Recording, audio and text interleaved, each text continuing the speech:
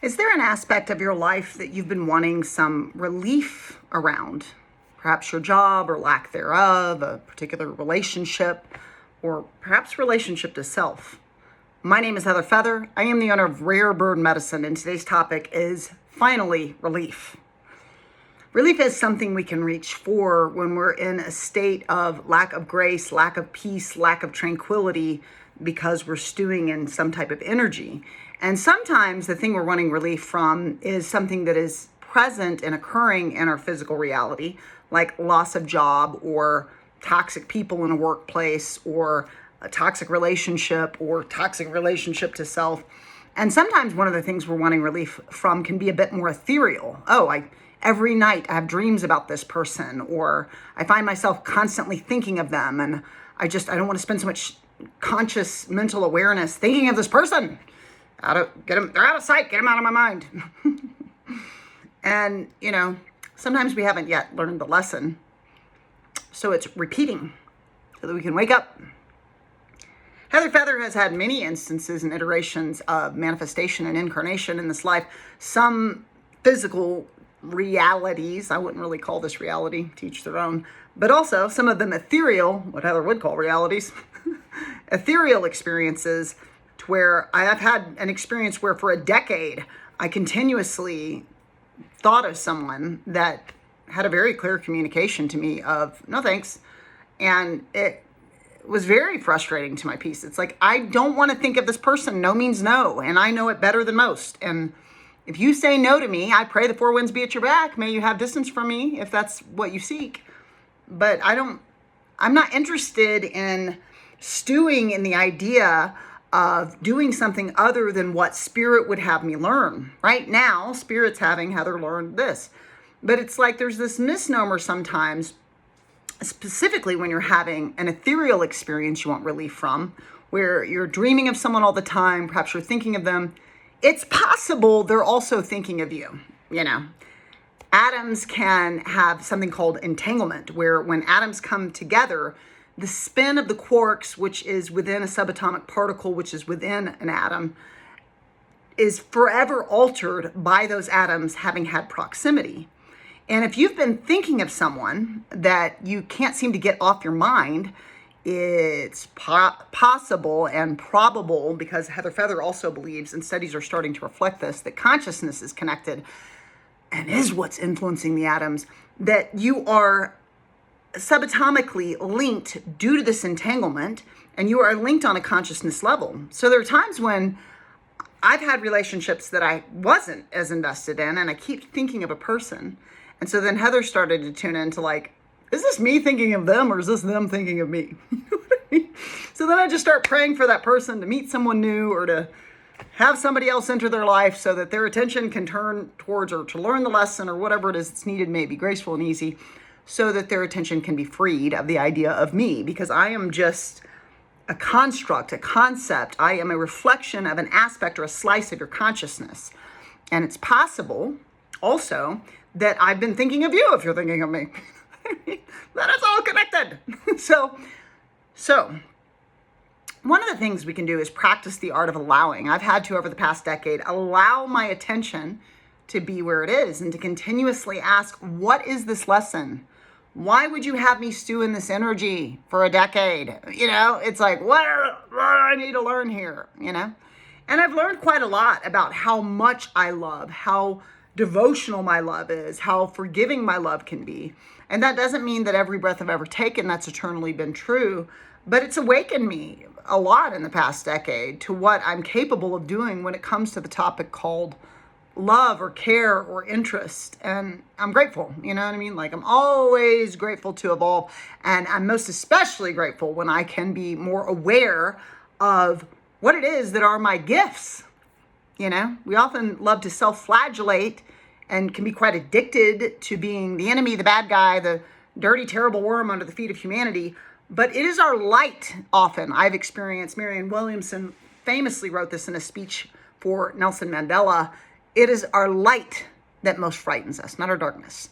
And so we can flee from getting to see our ability to be in the light of our gifts and the light of our graces. Many of you may be eternally self-sabotaging because you're so committed to being a bad guy that you're not worthy or deserving of love and joy.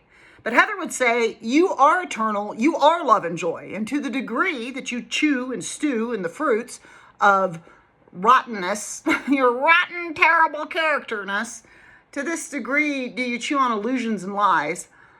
And to that degree, is it potentially time for you to get aligned with the truth? You are eternality. Atoms cannot be created nor destroyed. You're made of atoms. And you are, if anyone's paying attention, most authentically aligned with what feels good or the truth when you're loving and kind, when you're communicative and supportive. A lot of people are not willing to obtain relief in this life because they're unwilling to have the conversation that would give it to them. Communication is a great balm and a great bridge builder to information that we don't hold.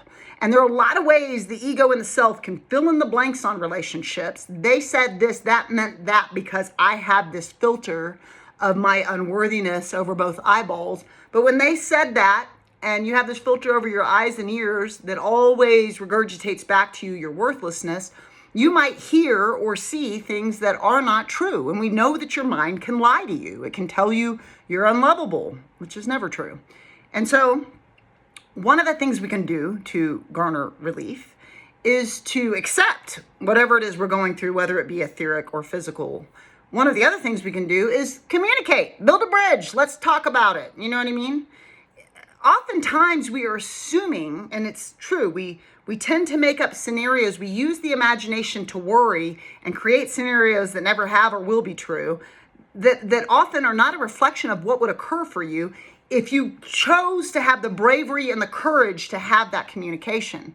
Now, it helps to be ready to receive whatever kind of XYZ-ness can come out of someone else's mouth before we engage, but it also helps to be super attentive to what somebody actually does say and not fill in the blanks.